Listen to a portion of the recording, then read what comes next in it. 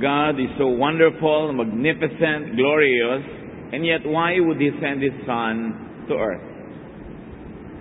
Bakit sa dinami-rami ng pwedeng puntahan ng anak ng Diyos dito pa sa lupa, sa dinami-rami ng bansa sa Israel pa, at sa dinami-rami ng lugar doon, lalaki pa siya sa Nazareth? Why? There are many cracks in society. Kumbaga sa mga kalsadang makikinis, mga sidewalk na makikinis, may mga bitak-bitak yan na hindi nakikita ng marami. At sa mga bitak-bitak na yan, may mga nakatira na mga nilalang na nando sa dilim, nasa sulok, marumi, natatapakan, nakatago. There are many cracks also in society, and many people live in the cracks. People who are marginalized, people who become outcasts, faceless, voiceless, yet human, created by God, loved by God, but considered as outcasts, as dust of the road by society. Ano ang kinalaman ng Pasko sa mga tao na nandoon sa mga bitak na yon? Hindi kitang-kita, madalas nga ay nagtatago pa. At itong ating pag-aaral, pinamagatan natin, People in the Cracks, a Christmas message. Anong kinalaman ng pagkakasilang ni Jesus sa mga tao na nasa dilim? Salamat, Panginoon, dahil kayo'y Diyos ng liwanag, at dahil dyan, lahat kami maaaring matapunan ng liwanag na ito upang mabuhay ng may dangal, mabuhay na may katuturan. We thank you, Father, that you are God of everyone and that you are light to all. We ask you to give us a simple message that will help us realize our situation and the situation of people around us. Forgive us our sins, cleanse us, enable us to see you in a higher level, to see your light, to hear your voice, and to follow in your footsteps. Father, we ask you to be our speaker. Heal us, lead us, enrich us with your word. In the name of Jesus, your Son, born for people who are in the cracks, we praise you, and we pray with thanksgiving. Amen. Mateo 1:18 hanggang 25. Ito ang naganap ng ipanganak si Jesucristo. Si Maria na kanyang ina at si Jose ay nakatakda ng magpakasal, ngunit bago sila makasal, nalaman ni Maria na siya ay nagdadalang tao sa pamamagitan ng kapangyarihan ng Espiritu Santo. Subalit dahil isang taong matuwid si Jose na kanyang mapapangasawa at ayaw nitong malagay sa lubos na kahihiyan si Maria, binalak niyang hiwalayan si Maria ng palihim.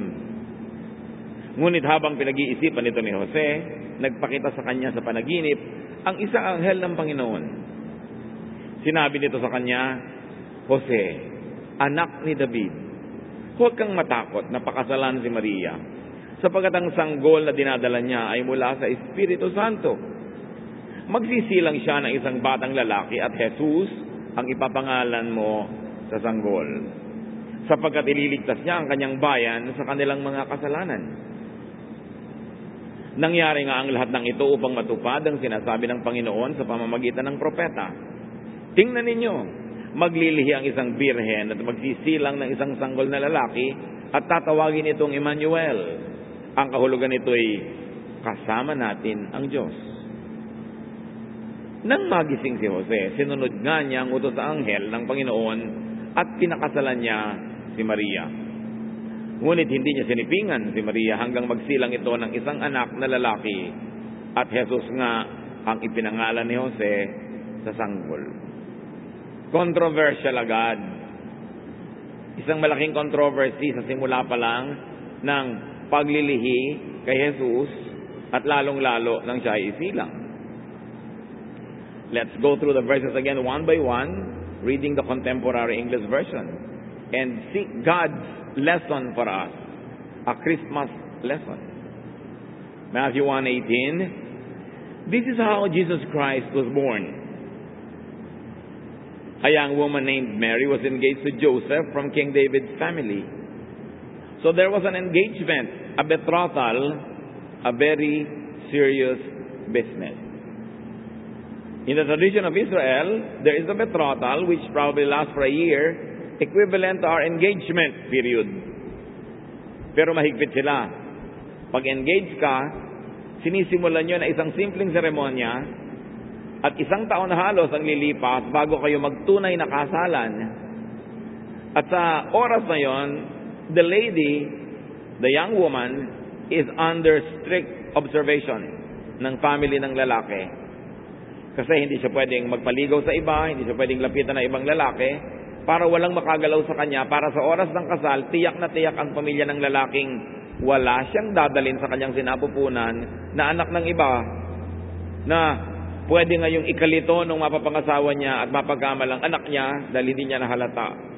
So binabantayan ang babae sa ganitong period.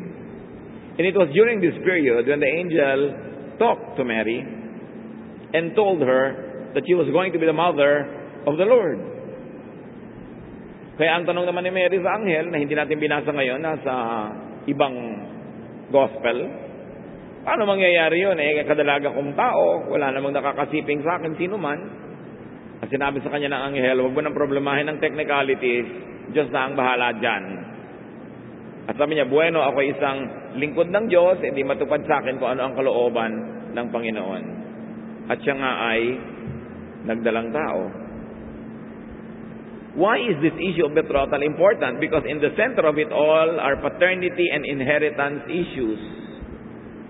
Napakahalaga sa mga Israelite ang issue ng mana. Ang anak ni gano'n na lalaki ang magmamana ng ganong property, ng ganitong bagay. So, dapat yung papamanahan mo, anak mo, sa kanilang tingin. Kaya ayaw ng mga lalaki na sila masingitan ng iba, dahil baka masira yung paternity line, lalong-lalo yung inheritance line. So, betrothal or engagement was governed by very serious moral and legal laws. Women who are accused of misdemeanor could be divorced and punished severely. Maaring buhay pa nga ang ibayad nila kung mapatunayan na sila ay nagtaksil sa panahon ng betrothal or engagement. And women who are proven to have become less than worthy get stigmatized. They get marked and shamed all their lives. Pati rin yung magiging anak. At maging sa lipunan natin, bagamat less strict, pero nevertheless, mainit ang mata ng lipunan sa mga babaeng nagkakaroon nga ng anak sa hindi naman nila asawa. At pati yung bata na walang kinalaman ay nadadamay at nababansagan ng kung ano mga pangalan at daladala nila itong ganitong uri ng tatak buong buhay. Think of 2,000 years ago in some backward country called Israel, in some small village, not even in the capital city. Think of the mentality of the people. Pwede ba yun na magdadalang tao ka na hindi ka pa man legally kinakasal?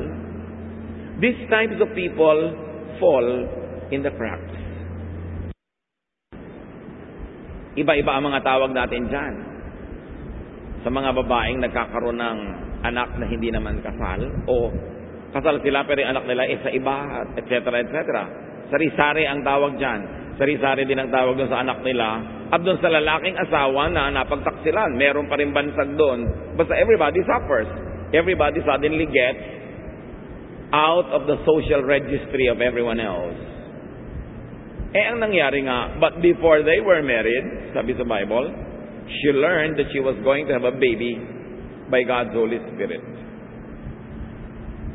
Alam ng babae, at alam din natin ng audience ng Bible kung sino ang tunay na magulang ng bata.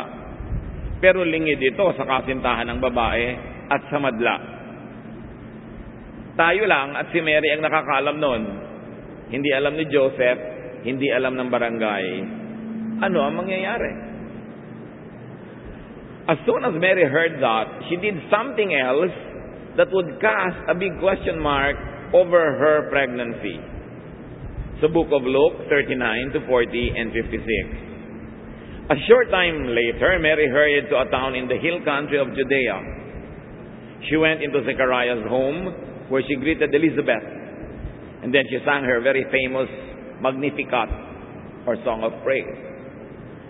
Mary stayed with Elizabeth about 3 months. Then she went back home.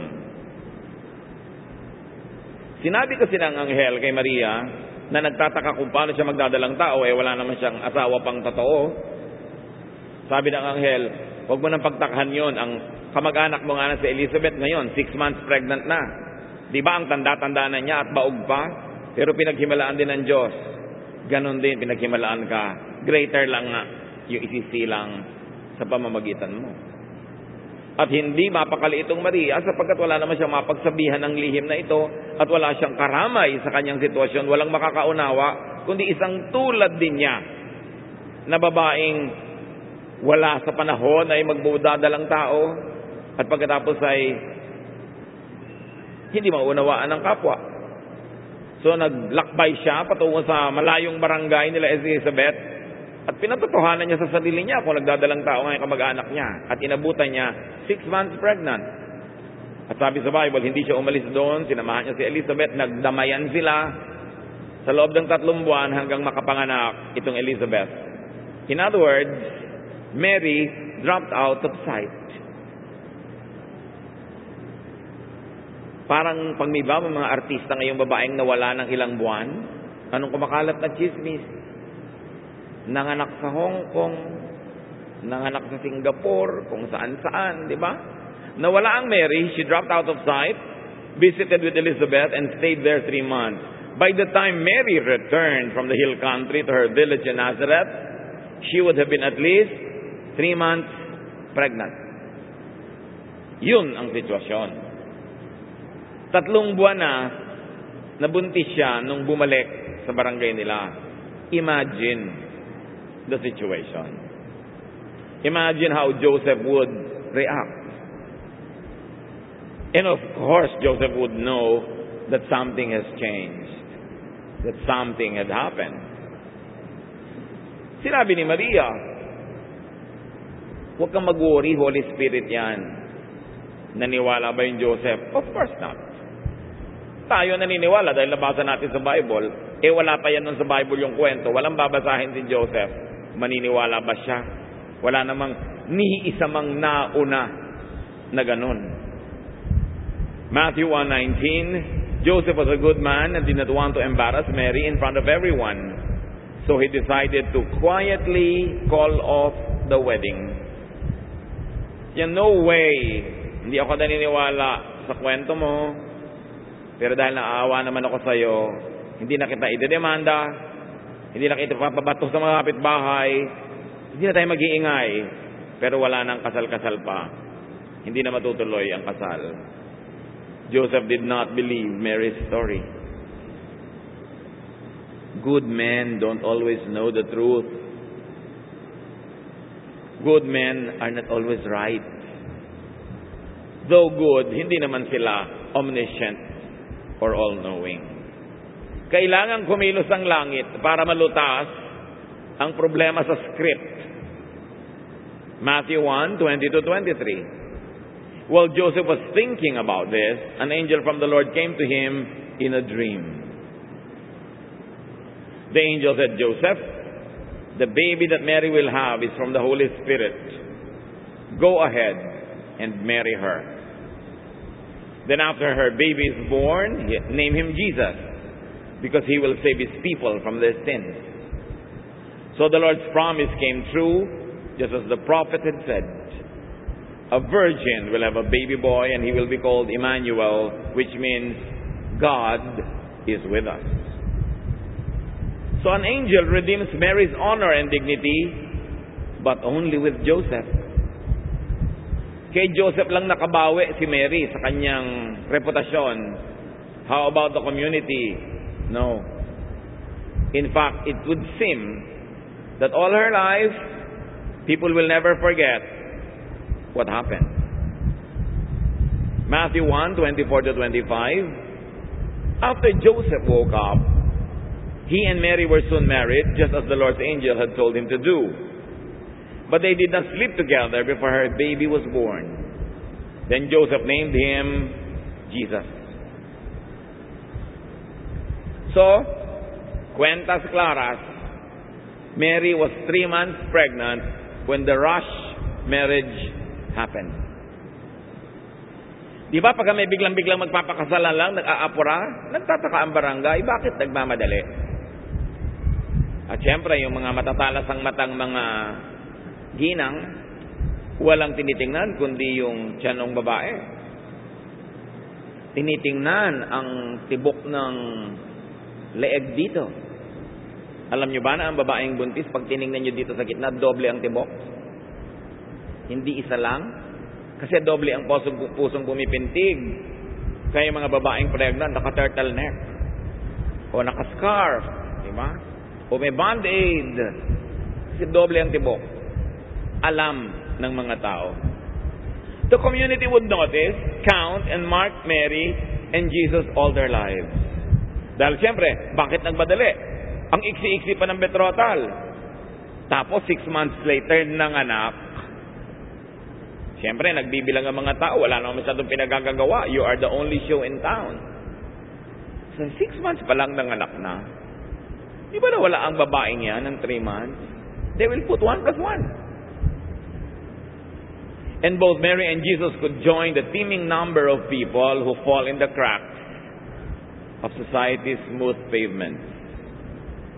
Of people who are marked and discriminated against all their lives. This is the other part of the life of Jesus and Mary and Joseph that is seldom appreciated. That this arrangement forcefully placed them together with many of society's refuse. Yung mga tinatawag na yagit ng lipunan, kalat sa daan, batik ng lipunan, yung mga tinatawag nilang mga putok sa buho, anak sa labas, babaeng mababa ang lipad, etc., etc., kasali doon si Mary. Nasali siya doon.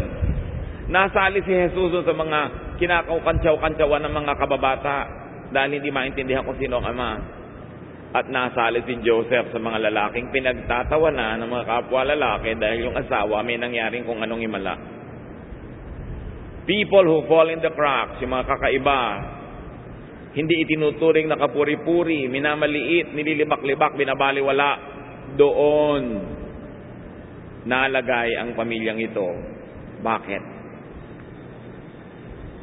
Pwedeng-pwede naman na isilang si Jesus sa isang royal house na hindi yung royal in the past tense, yung royal in the present tense.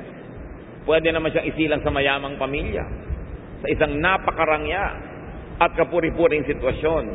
Pero bakit ang lahat ng yun nangyari? Bakit ganun ang Pasko? Sa dinami-rami ng mapagpapaanakan, mabuti pa yung ipinanganak sa pabelya dahil kama pa rin kahit 3 kayo kesa sa sabsaban. Mabuti pa yung mga iba kahit informal settlers, may settlement. Itong si Jesus, si Maria, si Jose, nalagay sa alanganing hindi kapuri-puri. Kasi, yun talaga ang intensyon ng Panginoong Jesus. Na sa pakikiramay niya sa mga taong outcast, ay tinanggap, minahal, niyakap niya ang mga outcast. Sa pagtanggap niya dun sa mga panglilibak, ay binigyan niya ng kalasag, sinanggahan niya, sinamahan niya yung mga nililibak.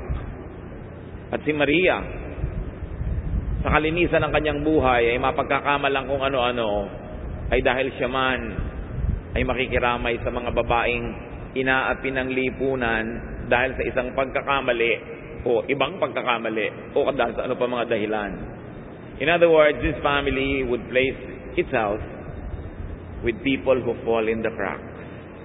Sa mga inaapi, sa mga kawawa, sa mga nagtatago, sa mga nasa dilim, sa mga hindi makapamuhay ng marangal dahil hindi sila tinatanggap ng lipunan. At may mga bahid, may mga bakas, may mga pahimakas yan all over the scriptures. Halimbawa, yung mga tao noon na nagtataka kung bakit maraming nagagawang kababalagan si Jesus, nag-uusap-usap yung mga babae, sabi sa Mark 3, isn't he the carpenter? the Son of Mary?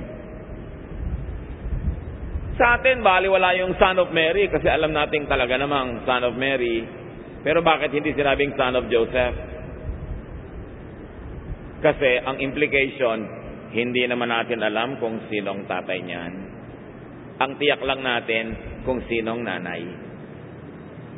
Kaya the Son of Mary. Loaded, may intriga yung verse. Kahit pa nga, at ang Mark, ang first gospel, at dyan sinabi yan, pinakasariwa sa guni-guni at alaala ng mga tao ang buhay ni Jesus nung sinulat yung Mark. It is the first gospel. And this is what was so clear in the remembrance that Jesus was the Son of Mary. Sino sa atin ang mga ganyan? Son of our mothers, pero hindi clear kung sino yung father. Ganun ang naranasan ni Jesus. Hindi para idiin ka, hindi para patuloy kang baliwalain, kundi para ikaw ay yakapin, bigyan ng liwanag, bigyan ng dignity, acceptance, and love. Because that's one of the greatest messages of Christmas. Noong ang Panginoon nagsasalita, nagtuturo, hindi matanggap ng mga tao yung sinasabi niya. Anong sagot nila sa John 8:41? They said to Him, "We are not illegitimate children." Pwedeng talagang sagot lang yon sa pinag-uusapan nila na kung sino ba ang magulang ng Israel. Sabi nila si Abraham. Pero pwede ring basahin niya na kami, hindi putok sa buho. Ewan ko lang ang iba dyan. May intriga. Could it be a swipe at Jesus' paternal line? This line of thought would also place Joseph in the cracks. May tawag tayo dyan, mga lalaking may corona sa ulo. Di ba? Tinatawag natin ganyan. Naku, pinagtaksilan ng asawa, may corona, may blank-blank sa tuktok. Ang lupit-lupit ng mga tao, madali ba na mapagtaksila ka ng asawa mo? Siyempre hindi. Una, masakit sa loob mo. Tapos dadagdagan pa ng mga tao sa labas, mga kapitbahay, ang panglilibak sa'yo. Kaya tuloy iba, tinataga na lang bigla yung asawa kahit hindi naman gustong gawin. Tapos tatagay nila yung sarili nila. Kung may isang dapat tagayin, hindi yun na lang madaldal na kapitbahay para konti lang ang nataga. Alam mo na nagkaganon, kakantsawan mo pa. Alam mo na yung bata na anak ng kung sino o hindi malinaw. Ang dami pang ganyan, sabi sa bata, sinong mami mo? Nasaan yung daddy mo? Alam naman nilang hindi alam nung bata kung sino yung magulang. Tatanungin pa ng mga dalahira. Yan ang mga dapat tamaan ng kidlat. Pati bata ay dinadamay, sinong nani mo? Maraming ganon sa totoong buhay. Hindi mo malaman kung saan kumukuha ng kasamaan ng puso. Na pati bata na walang kinalaman sa mga nangyari bago siya ipanganak, kinakaladkad nila sa gulo. The line is joined by many people all throughout time. Bakit naman kailangan may kinalaman pa sa Pasko yung mga yan? Kaya nga nagkapasko dahil sa mga taong ito. Sabi ni Lord, I came to seek and save the lost. Hindi lang yung lost na nawawala yung kaluluwa, kundi yung lost in social registry, lost in society, lost in the social map, as if they don't exist because they live underground, they live in the cracks. Hindi bagay kanino mang tao ang ganyang kalagayan. Ano man ang naging pagkakamali niya, at lalong-lalo kung hindi naman kanya yung pagkakamali at pagkakamali ng kanyang mga magulang. Kasama yan sa listahan ng ililigtas. Hindi ililigtas sa impyerno lamang, kundi ililigtas sa impyernong nililikha ng mga tao sa pagpapahirap sa kanilang kapwa. The drama of history's greatest pregnancy and birth would feature characters that were wrongfully doubted and accused. People who were wrongfully associated with sin, judged, and marked for discrimination and marginalization. 2,000 years ago na yung original na Pasko. Hanggang ngayon, may ganito pa tayong crimes against humanity. We still continue to push people down into cracks. na parang wala silang karapatang pumunta sa liwanag, sumaya at magkaroon ng makabuluhang buhay kahit pa sila'y nagkamali. And of all people, Joseph and Mary ang napasama sa ganitong reputasyon. What great lessons in Jesus' love could be gleaned from this? Luke 19:10, the Son of Man came to look for and to save people who are lost. Hindi naman kailangang hanapan pa at tapunan ng liwanag yung mga nasa above ground. The celebrated, the accepted, the loved. Hindi yon. Ang hinahanap ni Lord yung mga taong napag-iwanan, iniwan ng iba, itinakwil, binaliwala, at patuloy na isinasa isang tabi. This is the gift of Christmas, salvation for the lost. A gift, brothers and sisters, that we can give generously if we have not been giving it yet. Sino nakilala nyo, sino sa buhay nyo ang may ganitong uri ng kalagayan? Living in the cracks, apologizing for existing. Kailangan, pardon me for living, I'm illegitimate. Pardon me for living, I'm an unwed mother. Pardon me for living because my wife cheated on me. We've got to stop punishing these people. The Lord showed us the way. Matthew 8:3, Jesus put his hand on the man and said, I want to. Now you are well. At once the man's leprosy disappeared. Here, Jesus touched and healed the leper. The guy was not only in the cracks, he was in a very deep crack. He was a leper. He was consigned to die. The lepers were not allowed to socialize with people, to mingle with people. They were outcasts. Literally, they live away from the towns. They live in caves, in crevices. They live in cemeteries, among the dead. They're not supposed to be touched. But Jesus touched them. Jesus was born to touch them. Because no one else would touch them. Pinandidirihan, kinatatakutan. Sino, mga kapatid, ang leper nyo? Ayaw nyong i-touch. Minsan magulang pa yung ayaw mag-touch ng anak. Nagtatakwil ng anak, nagtataboy ng anak dahil hindi niya gusto yung kalagayan, hindi ka puri-puri, hindi ka tanggap-tanggap. This is the message of Christmas. Habang may oras pa tayo, touch your leper. Because the next thing is you will have to touch your dead. Pagdakamatayan na nila yon. Jesus dignified people who are not visible, who are in the shadows, namumuhay sa dilim, nagtatago.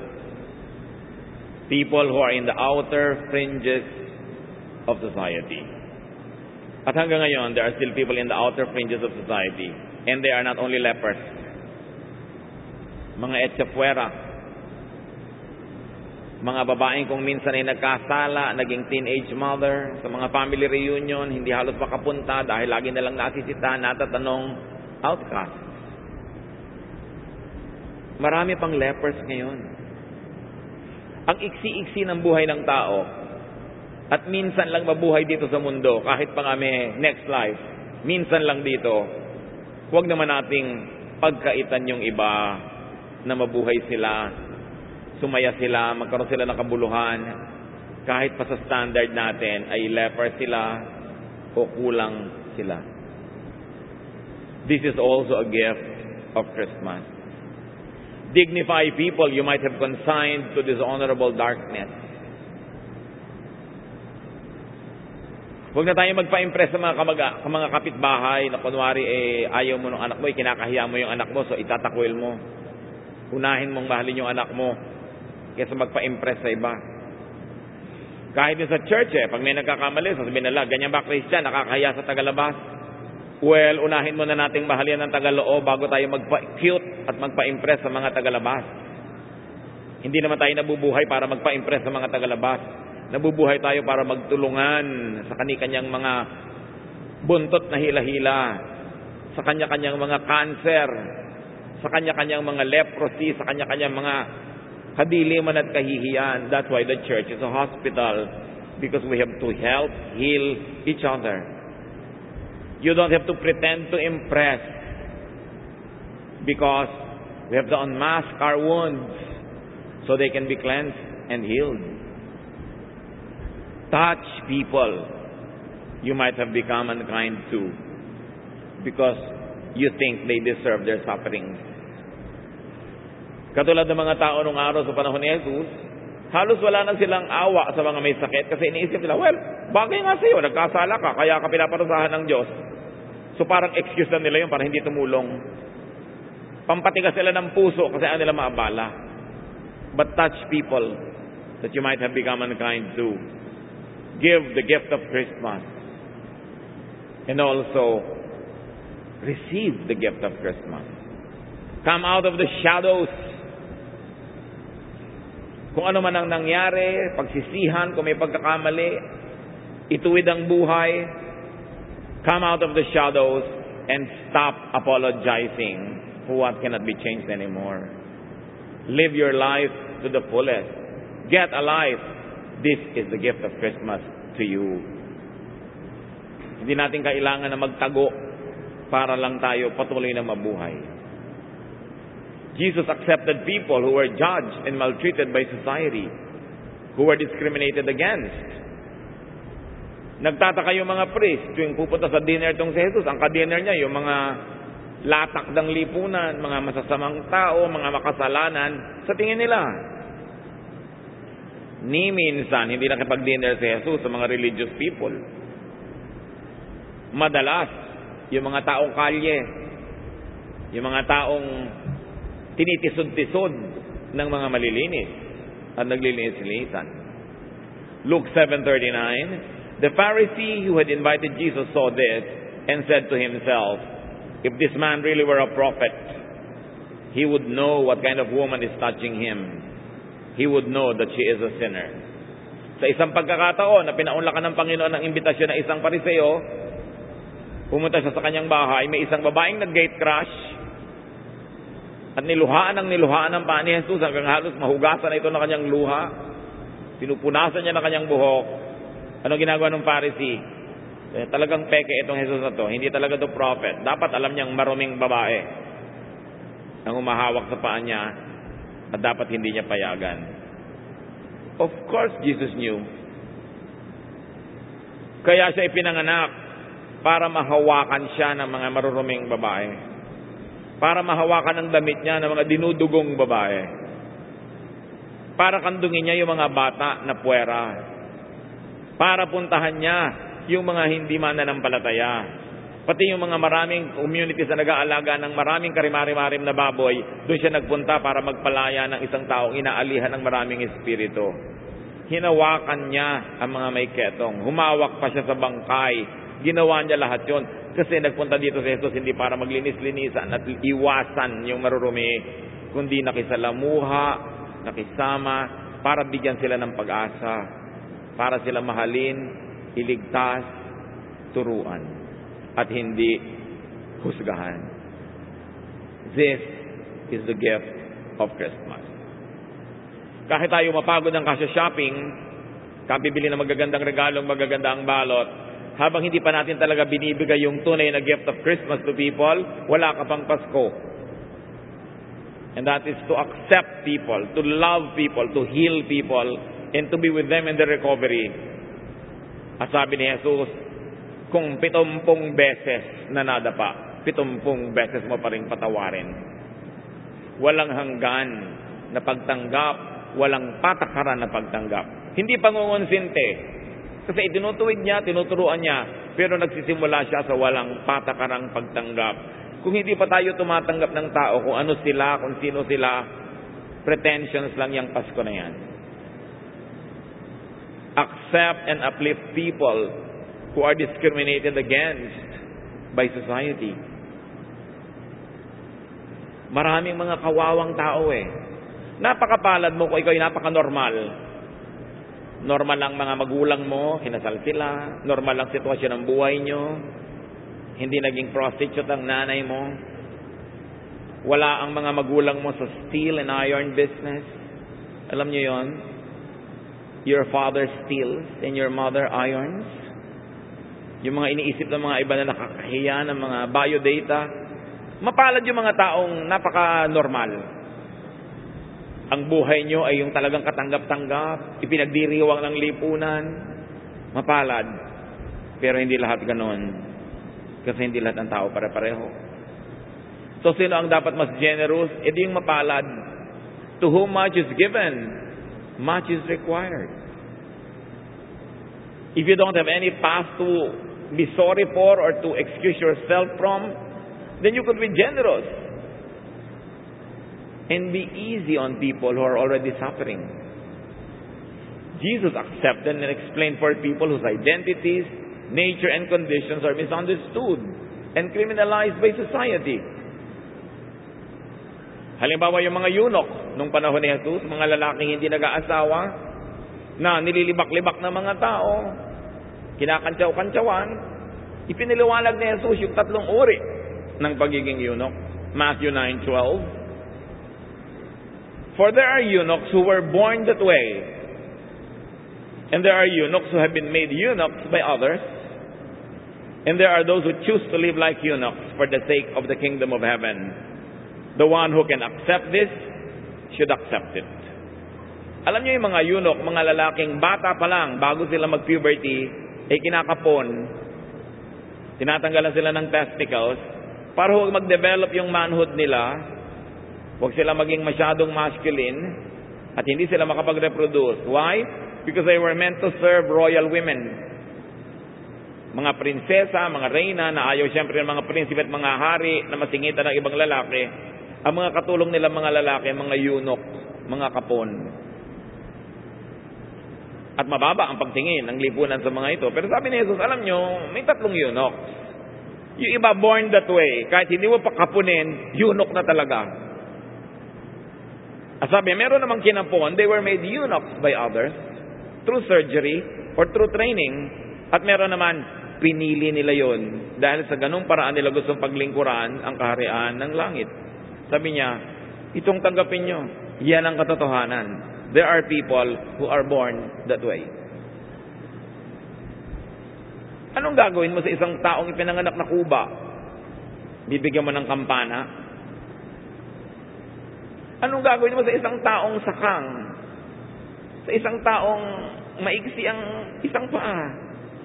And these are only physical deficiencies. E paano kung emotional, social deficiencies? Anong gagawin mo? Buong buhay niya, puwera na lang siya. Buong buhay niyo, kawawa ka na lang. Minsan ka lang naman mabuhay. So there are people who are born that way. There are people who are made like that by other people. And there are people who are like that out of their own will. Yung out of their own will, kung gusto nyo sisihin nyo. Will nila eh. Pero yung ginawa lang ng ibang taong ganon, habang wala pa silang kapangyarihang tumutol, ano pang magagawa nila? Kinondisyon silang ganon. At lalo naman yung ipinanganak siya, ganon na. Bakit mo siya sisisihin? Iba-iba ang dahilan. Dapat mag-evolve na ang ating paningin sa ating kapwa. Na yung tinatawag na norm, normal, hindi ibig sabihin correct. Ibig sabihin lang ng norm, mas nakararami yung ganon. At yung abnormal, doesn't have to be wrong. Ibig sabihin lang, konti yung ganon, hindi sila yung norm. And stop demonizing those that are already suffering in the dark fringes of society. So Jesus mingled with and befriended people whose professions, trades, morality were rejected by society. Pati yung babaeng si Mary na gustong makigrupo sa mga lalaki para mag-aral sa paanan ng Panginoon, pinipilit ng kapatid na si Martha na pumunta sa kusina dahil babae pang kusina. Sabi ni Lord, she has chosen the better portion. She will stay with the men and learn like a man. In other words, pinalaya din niya yung mga babae sa pangkusina lang. Dahil binibigyan ng society ng ganong limited roles yung mga babae. Si Lord nagpapalaya. Hindi siya nanggagapos. Sumusunod ka sa Kanya dahil gusto mo, dahil mahal ka Niya, hindi dahil itinali ka Niya at wala kang choice kundi sumunod. Kaya nabagabag ang religious establishment dahil nararamdaman ng maraming tao ang pag-ibig ni Jesus. At isa-isa silang nawawala in the sphere of influence of the Pharisees, and they were going to Jesus. Matthew 9:10 to 11. Later, Jesus and His disciples were having dinner at Matthew's house. Many tax collectors and other sinners were also there. Some Pharisees asked Jesus' disciples, "Why does your teacher eat with tax collectors and other sinners?" Kita nyo? Kung kanino siya nakikipaghapunan doon sa mga itinakwil ng lipunan. At yung mga religious leaders nagtaka, bakit ang amon nyo, ha? Sa dinami-rami ng tao, doon pa siya bumabarkada sa mga makasalanan. This too is the gift of Christmas. To dignify the people who are forever being maligned, belittled, insulted by others. Who are your people in the cracks? Baka sa sariling tahanan nyo, sa sariling pamilya, may mga miyembrong nasa cracks. Nandoon sa mga gilid-gilid, sulok-sulok. Dahil minamaltrato nyo. Hindi yan ang Pasko. At hindi yan ang turo ni Jesus. Give them the gift of Christmas. Are you yourself in the cracks? Get out and give yourself the gift of Christmas.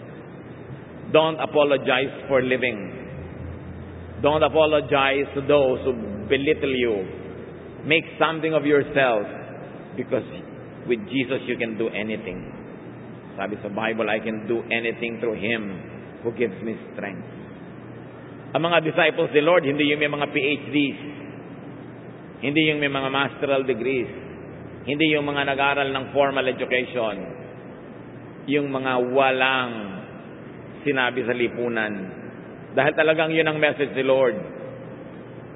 Yung mga walang sinabi, silang pagsasalitain natin. Yung itinatakwil, tatanggapin natin. Yung minamasama, yun ang pabubutihin natin. And this is really why Jesus came to earth. This is why there is Christianity. That's why such discrimination and kindness must never happen in the church. All for the sake na, para sa tingin ng outsider, kailangan ganito, kailangan ganon. Maggamutan muna mga anak ng Diyos. At sa dami ng mga sakit natin, hindi siguro tayo makakatapos maggamutan hanggang humarap tayo sa Panginoon. So huwag nating sayangin ang oras ng pagkukunwari, ng pagbabalat kayo, ng pagtatago. Kundi magtulungan, magmahalan, kasi yan talaga ang diwa ng Pasko. Ama namin, salamat po. Dahil lang yung anak na si Jesus ay hindi snobbish, hindi siya squeamish, hindi maselan, mabait, mabuti, mapagmahal. Unang-una, salamat dahil nararamdaman namin yung kabaitan, kabutihan at pagmamahal na yon. Ang dalangin namin, kami man, maging mga mumunting Kristo, bilang Kristiyano, na maging mabuti, mabait at mapagmahal din doon sa mga isinusuka, itinatakwil ng lipunan. Turuan mo kaming maunawa ang kahulugan ng Pasko, ang kahulugan ng buhay at kamatayan at pagkabuhay na muli ng Panginoong Jesus. Pagbulay-bulayan natin mga kapatid, isa isip, isa puso, at magkaroon tayo ng tunay na Pasko. At ang araw-araw, gawin nating Pasko.